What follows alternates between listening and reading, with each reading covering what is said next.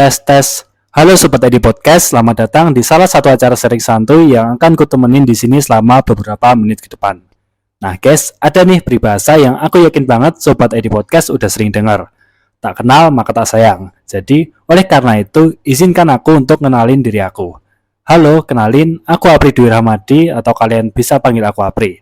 Aku yang bakal nemenin Sobat selama beberapa menit ke depan. Tapi tentunya aku gak bakal sendirian. Oke, jadi untuk episode kali ini kita bakal ditemenin oleh Mas Albani. Oke, halo Mas Albani, mungkin bisa say hello dulu. Halo teman-teman, kenalin aku Albani. Aku di sini jadi narasumber nih, diundang sama Mas Apri ya tentunya. Di acara apa nih Mas? Di acara ID Podcast Mas. Kebetulan nih episode kita yang kedua. Oke, mungkin kali ini akan kujelasin dulu nih untuk sesi ini kita bakal ngobrolin apa aja. Jadi untuk episode kali ini kita bakal ngobrolin tentang kesibukan Mas Albani terutama sebagai mahasiswa semester akhir. Oke, mungkin dari Mas Albani bisa perkenalan lebih dulu Mas. Aku lagi kenalan. Oke, halo teman-teman semuanya. Kenalin nama aku Albani. Aku di sini dari Prodi Manajemen dan Administrasi Logistik tahun 2020. Asal aku sendiri, aku sama ya kayak Mas Apri, aku dari Karanganyar dan tergabung di dalam organisasi IMAKA ini sendiri, tapi udah alumni. Nah, aku sendiri sekarang menginjak semester akhir ya teman-teman, pastinya ya tahu sendiri semester 7, 8 yang udah mau lulus. Mungkin perkenalan dari aku cukup sekian aja nih Mas Apri. Aku balikin ke Mas Apri nih. Oke, mungkin dari Mas Albani tadi sempat mention jurusan manajemen administrasi logistik. Mungkin bisa diceritain nih Mas terkait jurusan itu mungkin dari kuliahnya. Dengar-dengar kan kata mungkin ada banyak praktek gak sih di kuliahnya? Ada banyak laprak gak sih di kuliahnya? Atau kuliahnya nih cenderung santai aja nih? Kalau jujur ya Mas ya, aku sendiri kan ikut generasi corona nih. Jadi 2 tahun itu banyak ngabisin waktu di rumah. Nah, kalau ditanya lebih banyak praktek apa enggaknya sih, prakteknya baru kerasa akhir-akhir ini. Jadi ya alhamdulillah mungkin bisa ada plus minusnya ya ada corona tuh. Nah, jadi kalau jadi jurusan aku pribadi logistik.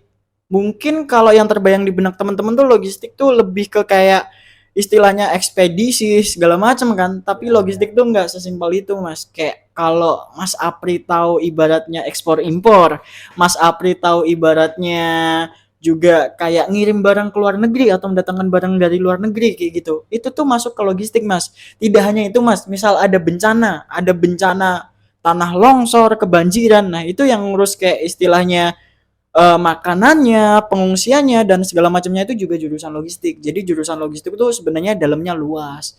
Nah, mungkin itu aja sih Mas penjelasan aku tentang jurusan aku ini.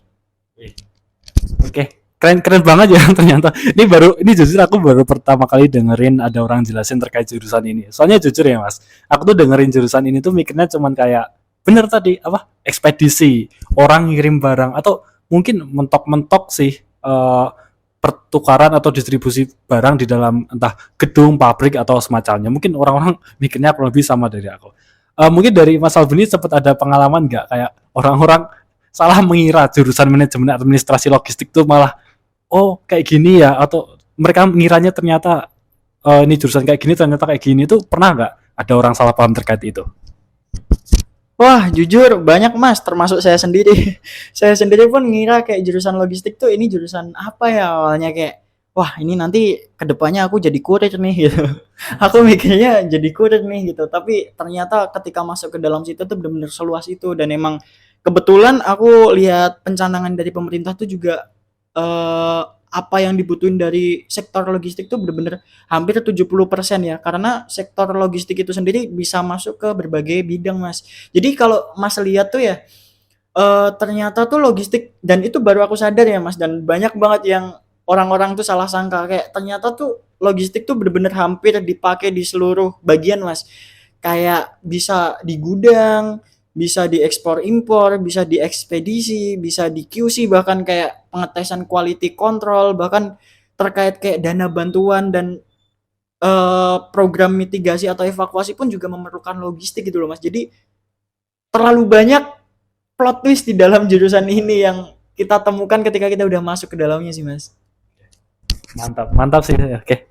Oke, tadi kan Mas Albani juga sempat mention ya generasi corona gitu lah. Kira-kira kan kuliah online nih, 2 tahun ya kuliah online ya. 2 tahun kuliah online, tiba-tiba disuruh offline, datang ke kampus, ternyata udah semester akhir nih, gimana perasaannya Mas kira-kira? Wah, kalau dibilang jujur kaget setengah mati mas. Kayak gimana ya mas? Dari awalnya tuh kayak kita rebahan doang ya. Kuliah tuh bisa sambil rebahan, bangun tidur nggak perlu mandi, cuman hidupin laptop kayak gitu. Tiba-tiba sekarang udah disuruh pagi-pagi ke kampus, pagi-pagi ketemu dosen segala macam itu kayak bener-bener tantangan baru sih mas. Kayak transisinya tuh nggak segampang itu gitu loh. Apalagi ketika saya masuk ya mas, saya dong formal banget, kayak aku masuk ya mas itu bener-bener kan masuknya tuh pas semester akhir, jadi ya bener-bener kayak udah kayak gongnya kuliah nggak sih mas, kayak bener-bener yang udah banyak praktek, tuntutan banyak segala macam, jadi ya bener-bener tantangan banget sih dan kaget banget. Oke, pastinya pastinya emang shock berat sih ya Mas. Bayangin masuk-masuk kuliah tahu-tahu udah semester 5 tahun depan udah harus sempro. Oke, tadi juga karena Mas Albani ngomongin soal keluh kesahnya seberapa sibuknya semester akhir, mungkin kita tanyain sekalian nih, gimana sih Mas rasanya jadi mahasiswa semester akhir, udah disibukkan dengan apa aja nih sebagai mahasiswa semester akhir gitu. Semester 7 ya Mas kira-kira? Semester 7. Oke, aku semester 7. Jadi kalau ditanya gimana rasanya jadi semester akhir, bener-bener kayak jadi semester akhir tuh rasanya nano-nano ya mas ya, bener-bener kayak banyak tuntutan dari kiri kanan, banyak overthinking, bahkan cowok pun bener-bener ketika ngerasa overthinking tuh bener-bener parah sih mas, mikir masa depan mau jadi apa segala macam, nanti lulus kuliah mau nikah apa mau kerja kayak gitu, kayak bener-bener overthinkingnya parah sih mas. Jadi semester akhir itu bener-bener tuntutan, temen udah lulus tiba-tiba udah lulus, teman tiba-tiba udah nikah, ini mau lanjut kuliah apa nikah kayak gitu, bingung kayak gitu kan kadang. Nggak bercanda mas, kayak bener-bener intinya tuh tuntutannya sebanyak itu. Terus kalau dibilang kesibukan, kesibukan akhir-akhir ini sih sebenarnya ya hanya ngerjain skripsi, terus kemarin juga sempat magang dan alhamdulillah ditawarin kerja juga, tapi belum tahu mau diambil apa enggaknya. Terus juga alhamdulillah ini kebetulan juga terdaftar di salah satu organisasi penerima beasiswa juga sih mas. Jadi ya kesibukannya cuma hanya itu, dan kalau gabut ya mabar ML gitu doang sih mas. Oke, mungkin selain dari kesibukan itu, sebenarnya dari prodi manajemen administrasi logistik itu sendiri, dari orang-orangnya tuh semester 7 udah pada sibuk sempro kah atau mungkin masih banyak, apa masih ada matkul gitu nggak sih, atau mungkin udah bener-bener fokus ke tugas akhirnya aja? Kalau di prodi aku jujur tuh semester 7 tuh kita udah free mas. Dalam artian kayak kita udah bebas dari mata kuliah. Karena di prodi aku tuh kebetulan kebijakannya ketika kita udah semester 7, kita tuh satu semester itu dipakai buat magang. Nah magangnya itu nanti buat dasar sebagai kita skripsi, buat dasar kita pembekalan apa namanya buat terjun ke dunia kerja ya mas. Terlebih kan aku SV atau D4 yang mana tuntutan buat prakteknya itu jauh lebih besar daripada S1 kan. Ya mungkin sama-sama 4 tahun kuliahnya, cuman kan kalau D4 itu 60% praktek, 40% teori. Nah mungkin ya salah satu satu semester full buat magang itu ya mungkin salah satu tujuannya buat itu ya mas, kita benar-benar lulus tuh disiapkan buat langsung terjun ke dunia kerja gitu. Nah, terus kalau dari teman-teman aku sendiri ya Mas, itu tuh sebenarnya kalau ditanya mereka sibuk sempro segala macam itu balik ke orangnya ya Mas. Soalnya emang kebetulan ada yang udah sempro, tapi ada juga yang masih tiap hari info main ML. Ya balik lagi ke orangnya sih Mas, tapi ya alhamdulillah rata-rata di jurusan aku nih udah rata-rata udah sempro ya Mas. Ya jadi minta doanya aja buat seluruh pendengar dan juga Mas Apri juga nih, semoga dilancarin nih jadi semester akhir. Amin. Kayak teman-teman kita semuanya doain masalah ini biar segera cepat di ACC gitulah istilahnya. Oke, tadi kayaknya sebagai salah satu kesibukan mahasiswa semester akhir, Mas Albani tadi juga sempat mention tentang magang. Mungkin Mas Albani sendiri ada pengalaman magang kah? Mungkin bisa uh, cerita ke kita nih, mungkin terkait magangnya di mana, posisinya apa dan sebagainya gitu. Kalau jujur posisi aku magang ya Mas, aku magang tuh semester 7 tuh dituntut sekitar 6 bulan. Aku magang sendiri tuh aku ngambil di anak anak perusahaan dari Sritex namanya PT Sariwarna Asli. Nah, itu tuh kayak punya grup sendiri gitu loh. Jadi tergabung dalam PT Sariwarna Group. Nah, aku nempatin pusatnya, Mas. Nah, itu kebetulan letaknya juga di Karanganyar. Aku milih di situ tuh karena emang pertama dekat dengan rumah, kedua juga emang budayanya tuh udah kita nggak perlu adaptasi lagi gitu loh Mas. Jadi kayak budaya sama-sama Karanganyar, ya istilahnya tuh gampangnya tuh jokes-jokes kita sama, terus kita adat istiadatnya sama. Jadi kayak lebih enak aja buat kerja kan. Apalagi dunia kerja tuh kalau budaya kerjanya nggak mendukung kan pasti nggak enak banget kan Mas pastinya. Nah, terus aku magang di situ tuh aku kemarin nempatin di posisi admin gudang ya, tapi aku bener-bener diberikan keleluasaan dan diberikan kewenangan penuh ngurus gudang, baik itu gudang. Jadi di sana tuh ada yang namanya tuh gudang buat produk kain kan. Perusahaan aku sendiri kan perusahaan kain ya Mas. Jadi ada kain yang motif, ada kain yang polos. Ya kayak istilahnya kayak seragam tentara Mas. Itu tergabung ke seragam motif. Terus ada sendiri seragam sekolah. Itu tergabung dalam seragam polos. Nah aku sendiri disuruh jadi kayak pusatnya dari pengatur seluruh kegiatan dari dua kain itu sendiri. Selain itu aku juga disuruh ngurusin kegiatan ekspornya Mas. Dan kebetulan sendiri kalau for your information ya teman-teman semuanya, kayak kalau teman-teman tahu kayak baju tentara dari Rusia, baju tentara dari Amerika itu kan sebagus itu. Itu buatan kita, guys. Itu bener-bener itu bener-bener buatan kita dan buatan Sritex, guys. Jadi ya bener-bener kayak ekspornya tuh ngurusin kayak gitu. Tapi akan tetapi pas di tempat magang aku tuh nggak ngurusin yang baju tentaranya, akan tetapi lebih ke batik, lebih ke kain-kain motif, terus kain-kain sekolah kayak gitu sih, Mas. Jadi ya intinya kayak gitu. Dan kalau ditanya tentang ceritain tentang magang, sebenarnya magangnya pun juga kayak ada kejadian lucu sih Mas di magang saya Mas. Spill. Jadi saya kan dituntut magangnya tuh 6 bulan. Akan tetapi tuh saya udah kong kali kong Mas sama pembimbing lapangan saya, sama dosen dosen pembimbing saya. Jadi ketika disuruh 6 bulan, saya cuma minta 4 bulan, tapi laporan saya tulis 6 bulan Mas. Wah teman-teman, jadi tolong jangan ditiru ya teman-teman semuanya. Jangan ditiru, itu hanya boleh dilakukan oleh profesional. Itu benar-benar nggak baik untuk ditiru lah teman-teman. Tapi ya kalau bisa nggak apa-apa. Itu privilege anak kuliah teman-teman. Oke, mungkin ceritanya agak menarik banget ya terkait magangan nih. Terutama mungkin menurutku sendiri ya, itu bakal enak banget kalau kita magang di daerah asal kita sendiri gitu. Karena selain dari adaptasinya mudah, itu yang nomor satu adalah kita nggak perlu adaptasi makanan gitu. Betul. Karena lidah kita lahir di situ gitu. Makanan kita ya itu aja, kita gak bakal ngerasain rasa yang aneh-aneh, rasa yang nggak pernah kita rasain, ataupun rasa sampai sakit perut karena nggak pernah makan makanan pedes lah, terlalu manis lah atau sebagainya gitu.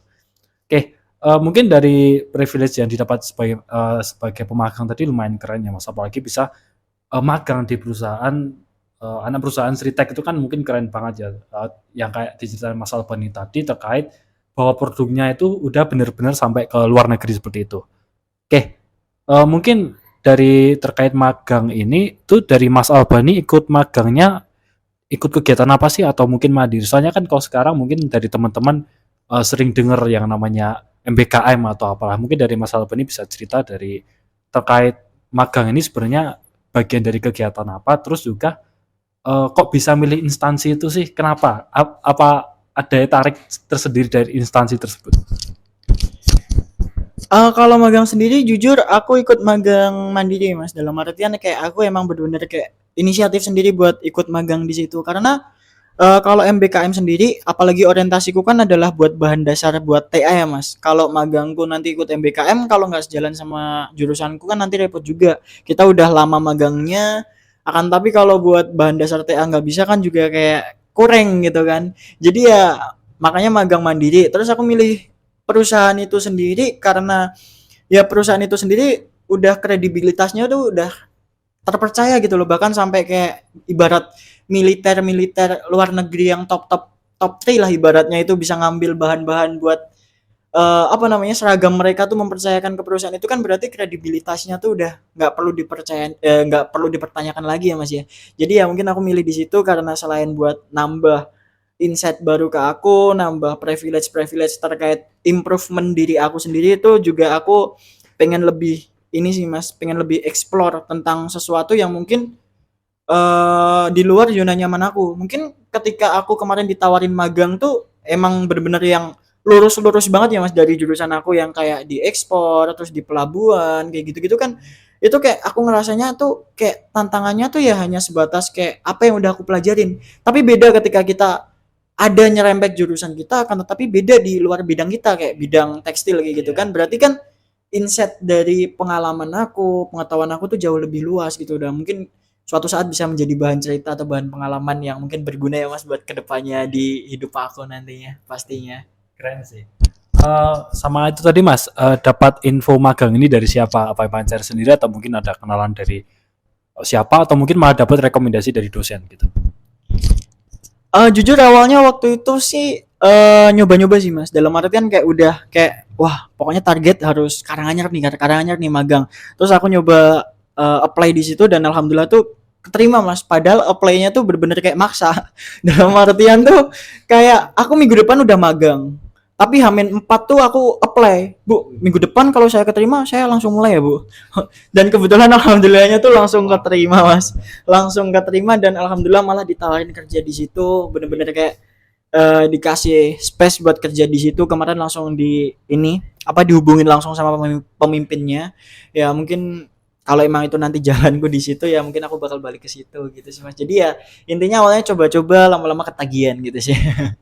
Oke, mungkin bisa cerita lebih lanjut Mas, kok bisa sampai tahap ditawarin pekerjaan di situ tuh ceritanya kayak gimana sih? Atau mungkin dari Mas Albani sendiri eh bagus kinerjanya di situ atau gimana nih? Mungkin bisa di-spill nih.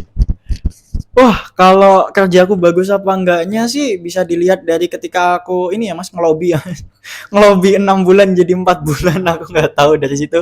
Teman-teman bisa nyimpulin enggak serius-serius. Jadi kalau ditanya kerjaku bagus apa enggaknya kok bisa ditawarin kerja ya itu mungkin penilaian lain dari para atasan yang Mas. Yang penting kalau saya pribadi sih kayak berusaha ngelakuin yang terbaik aja. Apalagi saya udah diberikan kesempatan, udah diberikan apa namanya waktu lah ibaratnya kayak ketika kita magang tuh kan ibaratnya orang harus ngajarin kita dan lebih ke ganggu kegiatan mereka kan sebenarnya ya jadi ketika aku udah diberikan kesempatan udah diberikan kayak kemudahan buat akses di situ tuh ya aku nggak mau nyanyain aja sih berusaha try my best kayak do do the best lah ibaratnya kayak ya udah berusaha ngelakuin yang terbaik ibarat kalau kok bisa ditawarin emang kurang orang apa gimana aku nggak tahu sih Mas apa emang nggak ada yang mau kerja di situ kok nawarinnya aku kayak gitu juga nggak tahu jadi mungkin itu penilaian lain dari mereka aja ya alhamdulillah aja aku hanya bisa mensyukuri sih Mas. Oke, mantap sih, mantap sih. Mungkin masih ada beberapa pertanyaan nih terkait pekerjaan atau terkait pengalaman magangnya. Nah, di tempat magangnya sendiri tuh lingkungannya kayak gimana sih Mas? Mungkin kayak work environment-nya atau mungkin dari senior-seniornya gimana? Terus kalau kita kerja kan kita tentunya orang perusahaan tuh nggak expect kita udah bisa. Tentunya kan tetap ada kayak tetap diajarin, tetap ada sedikit lah pelatihan-pelatihan kayak gitu. Itu mungkin dari cerita Mas Albani gimana Mas? Kalau ditanya tentang, lingkungan kerja aku ya Mas, lingkungan kerja di Sariwarna itu jujur ya karena emang mungkin aku emang udah dari kecil sampai gede di situ apa gimana, itu pokoknya adaptasinya tuh secepat itu gitu loh Mas, dan emang dari orang-orangnya tuh bahkan nggak pandang jabatan mereka apa, nggak pandang status mereka apa, tuh bener-bener se-humble itu gitu loh. Jadi kayak bener-bener kayak atasan pun mau terjun langsung buat ngajarin kita, ngajarin gimana kita tuh bisa ngehandle ini, terus ngehandle itu kayak gitu tuh bener-bener diajarin dan mereka tuh bahkan nggak segan-segan buat kayak ibaratnya tuh kita kalau bahasa bahasa kitanya tuh kayak kita ganggu gitu loh Mas kayak kita ganggu pekerjaannya tuh mereka kayak nggak ini nggak masalah gitu loh bener-bener kayak niat ngajarin kita niat pengen bener-bener improve bantu kita improve diri kita kayak gitu sih Mas kalau dari budaya kerjanya dan dari atasannya tuh emang benar-benar top banget sih di situ benar-benar kayak nggak pandang kita siapa derajat kita apa bagi mereka ya kita di situ kita punya tujuan sama kita punya motivasi yang sama buat perusahaan ya udah kita sama-sama berjuang untuk meraih itu bersama-sama gitu loh nggak peduli anak magang nggak peduli karyawan nggak peduli atasan nggak peduli bawahan semuanya bersinergi bersatu padu buat meraih tujuan perusahaan itu sih Mas. Oke, mantap sih. Emang ya privilege paling mantap sebagai seorang junior atau sebagai seorang pemagang tuh dapat senior yang pengertian. Dapat lingkungan kerja yang pengertian tuh udah privilege paling nyaman lah sebagai seorang pemagang atau sebagai kalau misalnya kita apply sebagai seorang junior, apalagi kan kita Gen Z ya. Gen Z kan biasanya agak sensitif kalau masalah mental health gitu-gitu lah ya. Jadi mestinya nyaman banget. Nah, terakhir nih terkait magang nih Mas. Kira-kira kalau magang tuh terutama mandiri ya, apa aja sih yang perlu kita siapin? Mungkin dari dokumennya harus apa aja yang perlu disiapin, mungkin dari CV-nya apa aja yang harus keisi di situ. Mungkin Mas bisa diceritain. Kalau buat persyaratan ya Mas, buat persyaratan itu sendiri sebenarnya nggak banyak dan nggak banyak sih Mas, dan balik lagi ke perusahaannya. Jadi tuh buat perusahaan tuh ada yang minta proposal, ada yang minta surat pengantar doang, dan kebetulan kalau di aku kemarin tuh mintanya proposal Mas, buat kayak istilahnya tuh arsip pemberkasan dari mereka gitu. Nah, kalau selain itu sih sebenarnya surat pengantar itu yang penting sih Mas. Surat pengantar itu biasanya kalau di Undip itu kita udah bener-bener difasilitasin, udah bener-bener kayak dimudahin tuh lewat SSO ya Mas. Di SSO tuh kita bisa ngurus kayak surat-surat pengantar. Terus kalau nggak ada CSO juga kayak gitu buat ngurus surat pengantar tuh lebih lebih praktis gitu loh. Bisa lewat digital juga, ngurusnya tuh juga nggak lama kok. Itu ya paling itu. Terus kalau buat yang pribadi sih ya paling nggak biodata, CV dikuatin sih, karena CV tuh di dunia kerja bener-bener dibutuhin banget. Terus kalau bisa di CV tuh dilengkapin apapun dah pengalaman kalian, apapun eh apa namanya, sesuatu yang bisa dibanggakan dari kalian sebutin aja nggak apa-apa, kita dianggap pencitraan nggak apa-apa, soalnya perusahaan tuh butuh pencitraan kita gitu loh. Jadi ya itu sih Mas, CV-nya dikuatin pengantar, sama kalau ada persyaratan lain dari perusahaan sih biasanya yang wajib pasti surat pengantar sama CV sih biasanya Mas. Oke, mantap sih ya terkait pengalaman Mas Albani sebagai ikut magang itu sendiri. Terus, nah terakhir nih Mas Albani sendiri kan cerita ya kalau ikut atau merupakan salah satu dari penerima beasiswa dari Gen B ya. Iya, Mungkin dari Mas Albani sendiri bisa dong ceritain dari terkait Gen B ini, mungkin dari seleksinya kayak gimana gitu. Mungkin mulai dari seleksinya dulu ya Mas. Gimana nih? Kalau aku dengar-dengar Gen B itu bukannya tiap awal tahun ya? iya bener. Gen B tuh buka setiap awal tahun, biasanya tuh periode Desember Januari lah.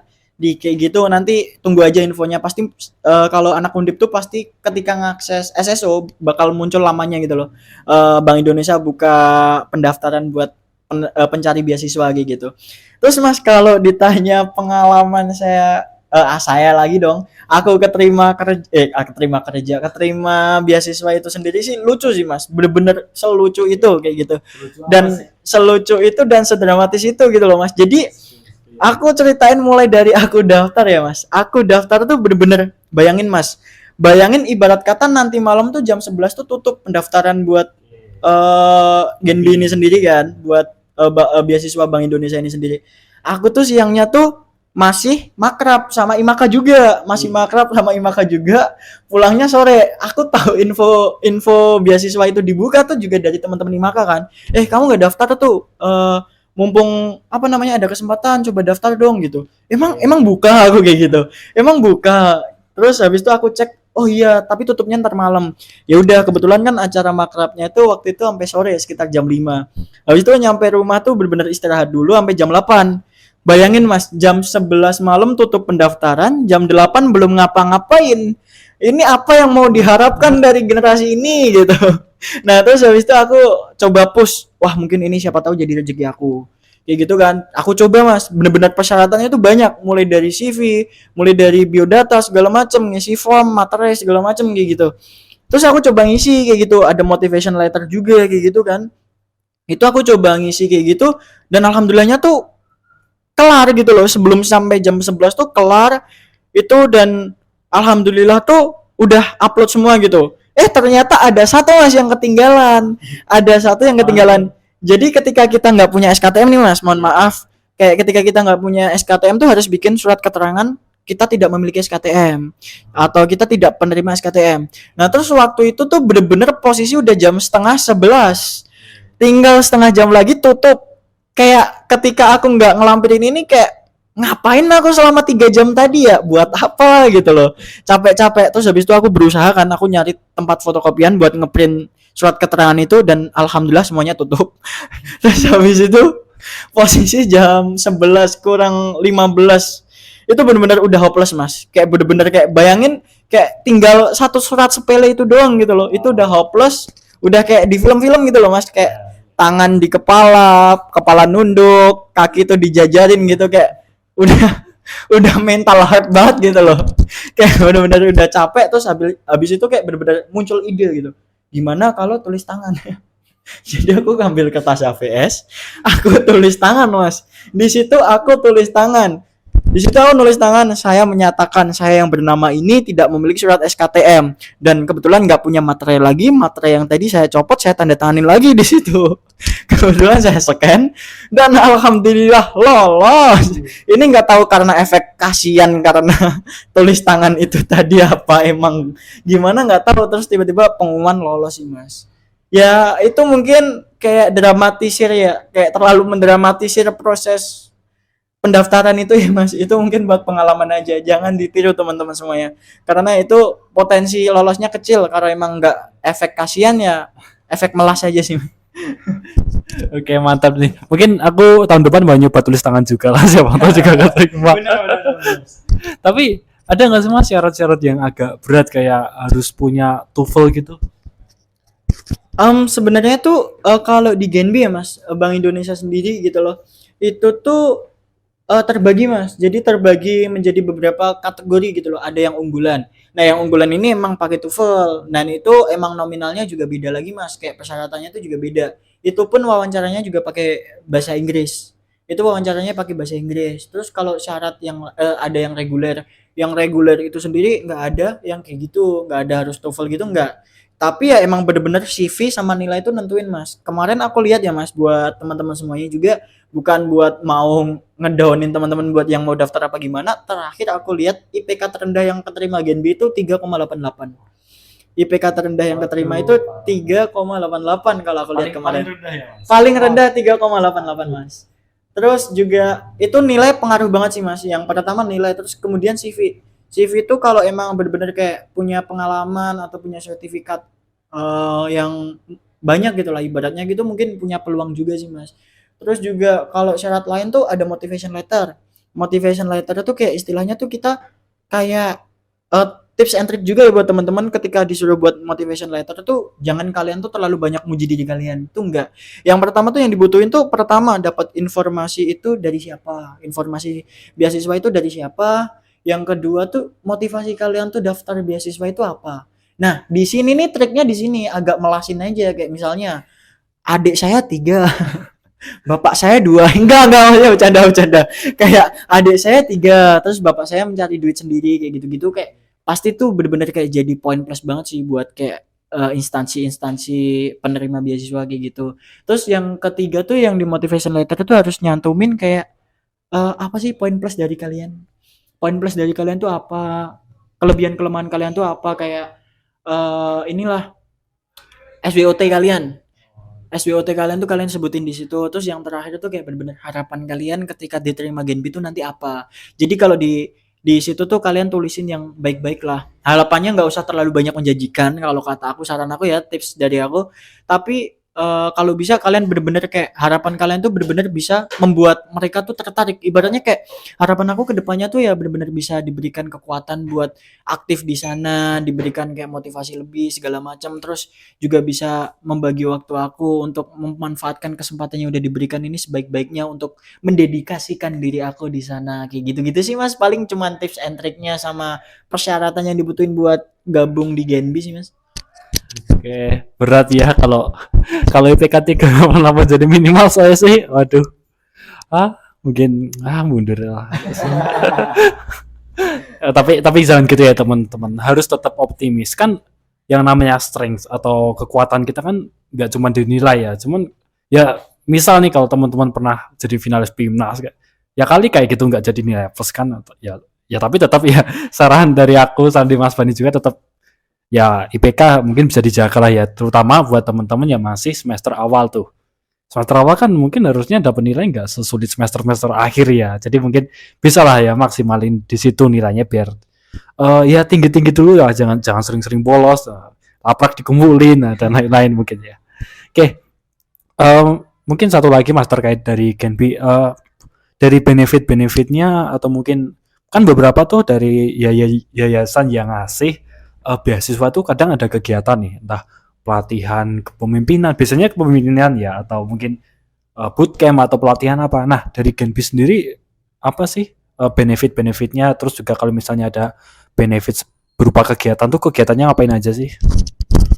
Em, Kalau ditanya tentang benefit ya Mas, sebenarnya Genbi itu bukan beasiswanya ya Mas, for your information buat teman-teman juga. Genbi itu adalah organisasi penerima beasiswanya. Jadi itu namanya itu Genbi. Kalau beasiswanya ya tetap beasiswa Bank Indonesia.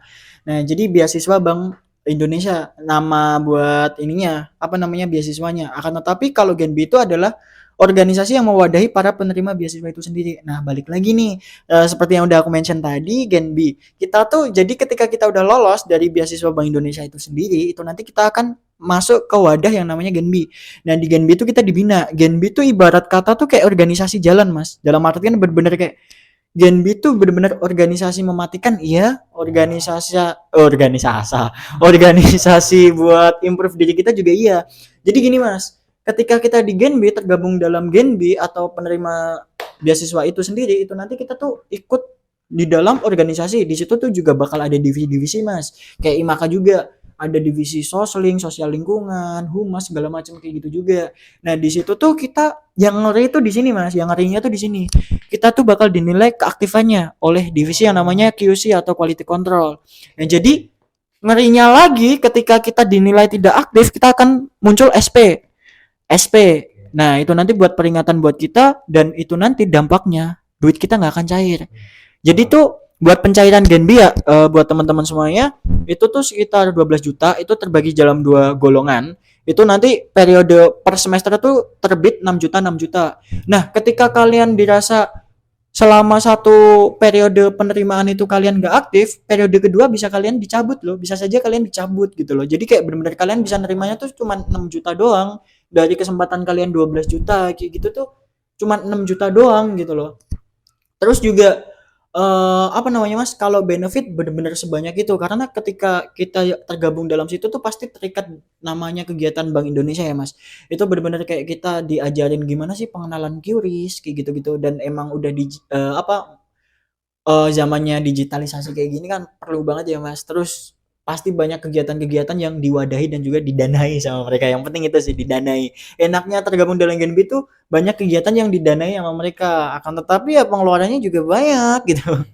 jadi jadi ya gitu sih Mas. Terus buat aku mention tadi Mas Apri di awal ya Mas, buat masalah IPK tadi itu teman-teman jangan risau sih. Buat kalau kalian emang mau maju kesampingin hal-hal yang kayak gitu-gitu kayak overthinking kayak gitu tuh kesampingin sih kayak bener-bener kayak ya udah kayak kalian mau nyoba kalian pasti bisa kayak gitu. Nggak ada orang sukses yang langsung sukses kecuali Rafathar sama Cipung ya kan. Jadi setiap orang kalau mau sukses coba-coba aja. IPK kalian rendah coba aja, siapa tahu jalan rezeki ya kan.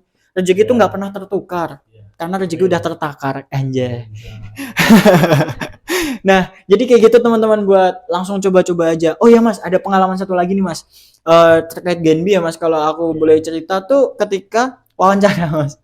Ketika wawancara Genbi itu kan psikolog ya Mas yang wawancara. Jadi kita wawancara tuh bukan kayak dari cutting kita atau dari pihak Bank Indonesia tuh enggak, psikolog Mas, benar-benar psikolog. Psikolog profesional gitu ya. Iya, emang bener-bener psikolog. Jadi kayak dari gerak-gerik mata kita gitu tuh kelihatan. Kita tuh paham apa enggaknya tuh enggak kelihatan gitu loh. Dan lucunya pas waktu itu kan aku online nih Mas, pagi-pagi. Wawancara sama psikolog, ditanya sesuatu yang emang aku nggak tahu gitu loh. Kayak ibaratnya kayak kamu tahu G20 gitu. Tahu Bu gitu. Peran Bank Indonesia di situ apa gitu. Terus di situ kan saya langsung ngangong gitu kan, langsung kayak bener-bener kayak aku jawab apa gitu kayak bener-bener waktu itu tiba-tiba saya pura-pura nge-lag Mas. Kayak bener-bener waktu itu saya bener-bener nahan mulut saya terbuka, mangap, ya agak pegel sih Mas, tapi emang itu yang nyelamatin saya sampai lolos ini mungkin ya Mas, kayak bener-bener pura-pura nge-lag gitu kan, kayak gitu kan, kayak bener-bener sampai akhir saya buka Google, saya browsing tapi posisi mangap gitu loh. Nah, di situ saya bilang, "Mohon maaf Bu, tadi jaringan saya agak bermasalah gitu." Terus padahal di situ saya buat nyari momen buat browsing gitu loh. Habis itu saya nemuin jawabannya. Ya tapi nggak tahu ya ibunya tahu juga apa nggak tahu. Soalnya kan mangap tuh bisa nahan mangap tapi nggak bisa nahan kedip ya mas. Siapa tahu mangap tapi kedip, ngelek kok kedip gitu. Nah itu aku nggak tahu sih. Tapi itu benar-benar tips and trick buat teman-teman kalau wawancara online kalian nggak tahu apa namanya jawabannya, kalian pura-pura mangap aja, pura-pura ngelek aja, itu nyelamatin banget gitu loh. Nah itu aja sih teman-teman buat pengalaman dari aku di Gen B yang serba-serbi nggak mutu. Ya mungkin bisa jadi pengalaman. Pokoknya terus mencoba guys, jangan minder. Diri kalian kayak gimana, sebaik-baik orang lain lebih baik diri kalian gitu. Keren sih. Tapi mungkin psikolognya tuh pura-pura nggak tahu ya.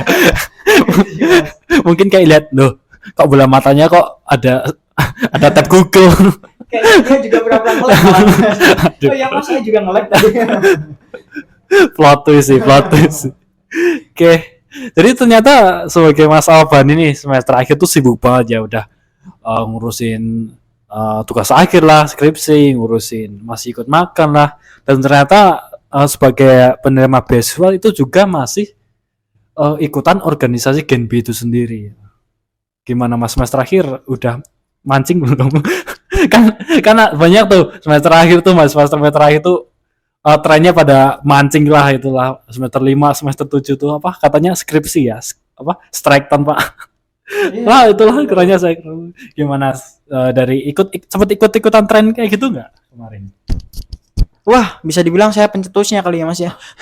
Kayak bener-bener kayak tiada hari tanpa mancing mas. Bener-bener kayak semester akhir itu tuntutan dari kiri kanan depan belakang tuh bener-bener menohok banget gitu loh mas. Kayak belum lagi ketika kayak ada masalah-masalah dari luar itu, kayak dari luar akademik kayak gitu, bener-bener kayak jadi tantangan sih buat teman-teman, apalagi buat teman-teman yang sekarang masih ibaratnya semester-semester awal. Manfaatin momen-momen kalian buat improve diri kalian lah. Sebelum nanti kalian nyesel di semester akhir, tiba-tiba semester akhir kalian belum ngapa-ngapain, tiba-tiba semester akhir kayak gitu, kayak kalian bakal nyesel sih.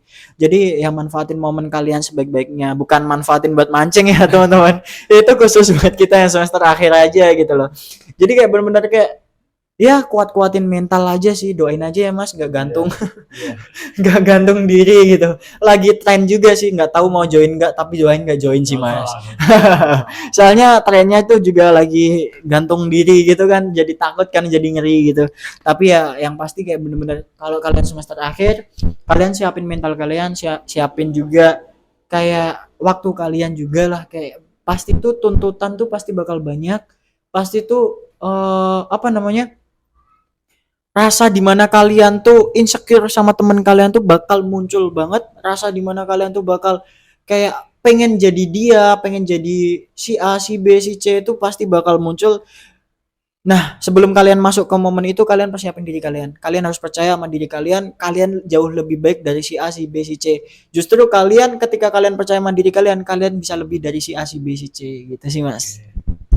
Oke, mungkin bagus ya. Mungkin intinya tetap dari kita itu tetap perlu percaya diri. Mungkin rasanya agak kesel ya, agak capek ya. Kita judul aja belum di ACC, teman udah mau sempro. Nah gitulah, kalau kita cuma lihat sekeliling kita gak bakal pernah bisa bersyukur gitu. Pokoknya intinya kalau teman-teman ngerasa sedih, teman-teman ngerasa capek, login yo, saya tunggu di lobby.